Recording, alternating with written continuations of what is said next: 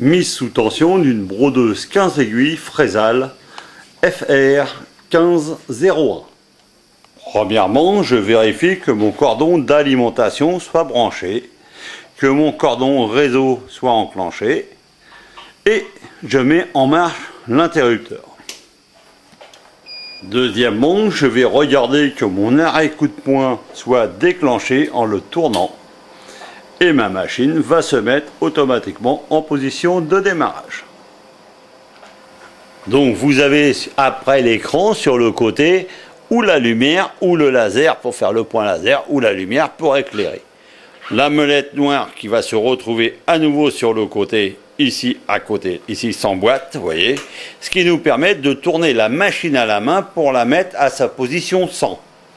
Si on a des difficultés pour tourner à la main cette machine, on fait tout simplement un coupe-fil et la machine d'elle-même reviendra en position 100.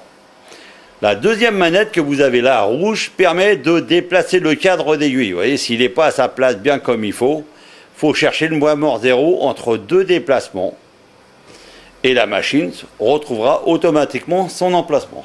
Sinon, s'il n'est pas bien à sa place, elle vous mettra un code erreur. En cas de problème, vous avez l'arrêt coup de poing. Celui-ci, j'appuie, ça coupe instantanément la machine et ça vous met arrêt en urgence.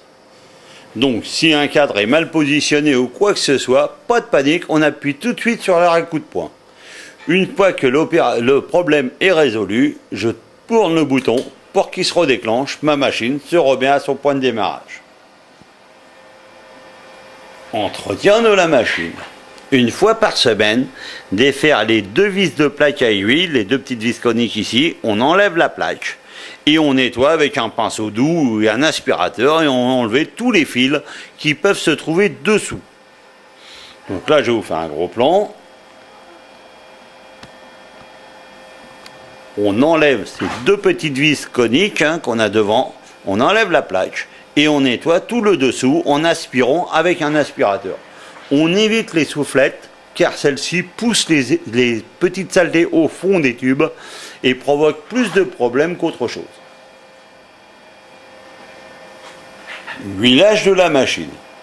Une fois par semaine, je vais mettre une petite goutte d'huile dans tous les points rouges que je vois sur la machine et je vais faire le tour de la machine pour voir exactement tous les petits points rouges qui pourraient être justement installés aussi bien à l'arrière de la machine, à l'avant ou sur les côtés. La seule partie qui a besoin d'un huilage régulier, c'est la partie qui reçoit la boîte à canettes. Nous mettons une goutte d'huile, mais une petite goutte à peine, à chaque fois que nous changeons la canette. Une fois que j'ai fabriqué mon logo sur mon logiciel de broderie, je vais donc le stocker dans ma mémoire que j'ai fait les emplacements qu'on a fait à cet effet au nom d'un client et autres. Et à ce moment-là, je vais ouvrir mon logiciel réseau avec la machine EBM. Je clique dessus et j'ouvre mon logiciel.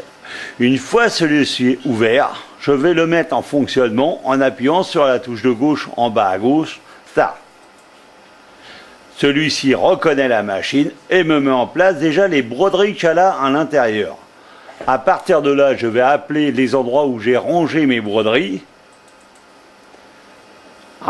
Je vais ranger mes broderies. Une fois que j'ai fait ça, hop, et j'ai mes broderies.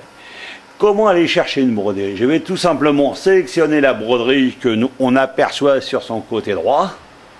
Je vais cliquer dessus pour la mettre en bleu et je vais tenir la touche gauche de ma souris enfoncée pour le déplacer. Vous voyez le petit bouton ça. Je le descends sous les broderies que j'ai déjà dans ma machine et je lâche. Un trait bleu se fait, ça veut dire que ma machine automatiquement a déjà enregistré pour envoyer dans son logiciel. Je vais donc pouvoir en mettre une, deux, une troisième dessus. Voilà, les broderies se mettent en place. Une fois que j'ai stocké toutes les broderies que j'ai à faire sur mon logiciel, à ce moment-là, je vais tout simplement ici aller voir sur ma machine. Celles-ci ont dû se mettre sur le logiciel de la machine. Une fois devant à nouveau mon clavier de la machine, je vais appuyer sur ma petite aiguille de droite une première fois et sur ma touche grise une deuxième fois pour faire entrer. Mon petit logo rouge s'est mis en place, ça veut dire que là je peux rentrer dans la mémoire de la machine. Je reviens sur ces petites, la deuxième touche avec les petits dossiers, je clique dessus, sélectionner la broderie, je vais donc rentrer dans ma sélection de broderie et vous voyez, j'ai rajouté toutes les broderies que j'ai rajoutées sur mon ordinateur, sur mon logiciel, sur l'ordinateur, se retrouvent à l'écran de ma machine et là je peux aller chercher une nouvelle broderie. À ce moment-là, je choisis ma nouvelle broderie, je clique sur Entrée, je confirme mon entrée. Et pour rentrer maintenant dans les programmes de ma machine, pour pouvoir centrer ma machine avec mon laser et autres, je rappuie sur ma petite aiguille en bas une première fois et sur ma petite flèche avec mon petit triangle une deuxième fois pour enregistrer. Le voyant rouge s'étant éteint, maintenant j'ai plus qu'à chercher mon point de démarrage et mes couleurs.